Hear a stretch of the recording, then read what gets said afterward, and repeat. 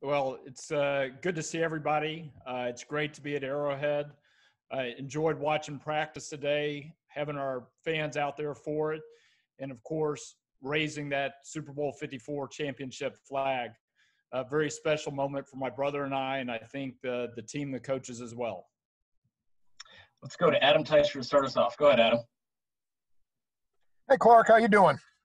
I'm doing great. Congratulations on that new book of yours. Well, thanks. I appreciate that. Now, you got to read it now. So, hey, wanted to ask you a couple things, Clark. We have not had a chance to talk to you since Pat's new contract.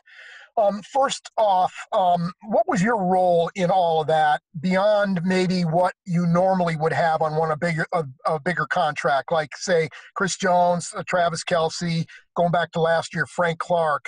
And also, what layer or layers of difficulty did the pandemic add to doing that? Was it difficult for the organization to proceed with a contract of that magnitude, not knowing where the future might be going? Yeah. Well, just starting with my role, I've mentioned to you guys before on all of our big contracts, I'm very actively involved with our staff, with Brett and his team in terms of working up the proposals and exactly where we want to go as we go through the process. Obviously, the timing was a big issue on this particular extension. Not only because it was Patrick coming off the Super Bowl, but because we were dealing with a pandemic as well. I think you guys saw during the summer, there were very few big contracts done. And we just decided internally that we were going to move ahead. We know we've got a special group of players here, a young core of players who just won a championship and have a chance to win hopefully several more.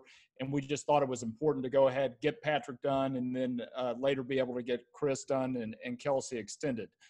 So yeah, it took a little bit of nerve, I would say. There were definitely some days where I was like, I'm not sure this is the right thing because we didn't even know we were going to have a season. We don't know what the salary cap is going to be next year.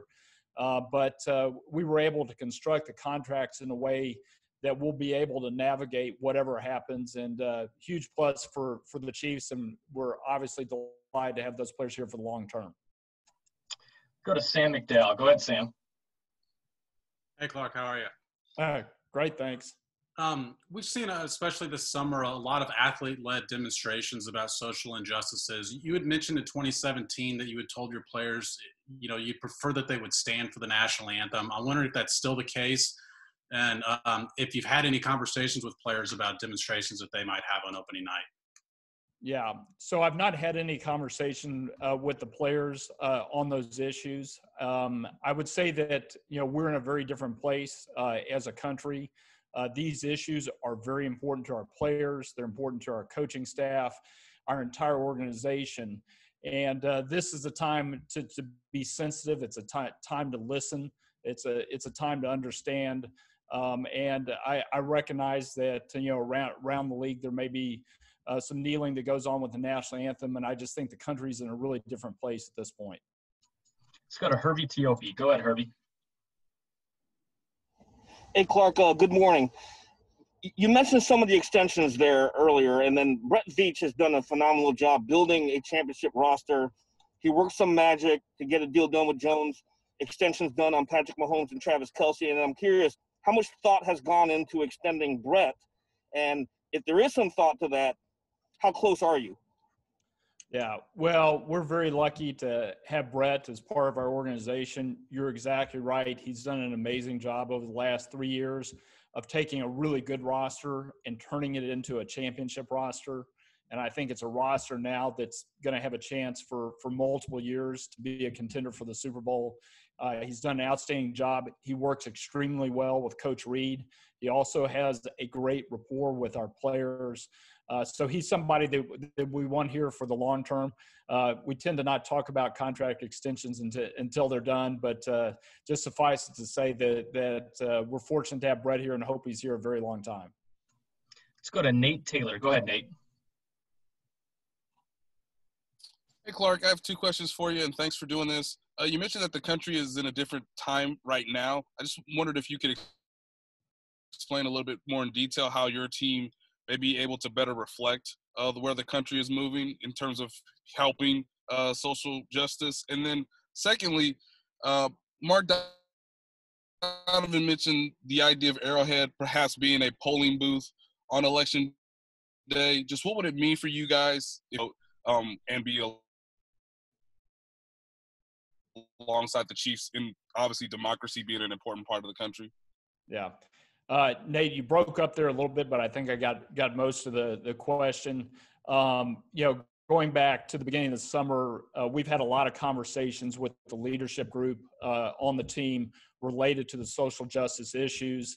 It's not something that's new to the Kansas City Chiefs, really going all the way back to the 1960s and 1970s. My dad really encouraged the players to get out there and use their platform to make a difference in the community. A lot of those efforts over the decades have been focused on things that benefit the minority communities, and we're certainly more focused on that than ever. What I've really appreciated the last couple of years is how engaged the leaders on our team are. And I'll just take Patrick and Tyron as examples. They're very engaged. They want to make a difference. They want to do things that are going to make our country better, things that are going to help us get along as a country. You referenced Arrowhead being a polling station. That's one of their big issues is voter registration and getting people out to vote. And so we've worked with them, and we're working with some organizations here locally to try to encourage people to get out to vote. We've made an effort to get all of our players registered to vote here. And then the icing on the cake would be if we could have Arrowhead as a polling station. We don't know if that's going to work out, but we've had some really good dialogue at some of the highest levels with the state, and we hope it does. Let's go to Blair Kirchhoff. Go ahead, Blair. Mark, also this summer and the awareness raising of Native American imagery, and I'm just wondering how your feelings have evolved over the course. The Chiefs have banned the headdresses and certain types of face paint, but I wonder how your feelings have evolved about the Native American imagery and your feelings on the Arrowhead chop. Yeah, well, I think really going back 70 years ago when we started the dialogue with our Native American working group here in Kansas City, that group represents approximately 30 tribes around the Midwest. It was a real learning experience for the organization. I heard Mark Donovan the other day, mention just how much he learned, how much we learned as an organization. We learned that the face paint and the headdresses were a big issue for the tribes. And we started at that point trying to discourage our fans from bringing them to the stadium. We made some progress on that over the last 6 years. And of course, this summer we took the next step, which is outright banning them from bringing them into the stadium. I think the important thing on the entire subject has been how important the education has been. It's something that's important to the American Indians, both from a cultural heritage standpoint and just preserving their traditions. But it's also a way of educating our fans that these things are offensive to them. So instead of just coming outright 7 years ago and banning it, we've had this education process that's gotten us to the point where we are today. We've now expanded our relationship beyond just the group in the Midwest that we've been working with. We're working with the National Congress of American Indians. They represent over 570 tribes throughout North America, and we've had some really good conversations with them. They want us to expand our education. They want to work with us on that to even really take that to a higher level. And I'm sure there'll be some steps down the road we take on other things related to our game day production. Let's go to Pete Sweeney next. Go ahead, Pete.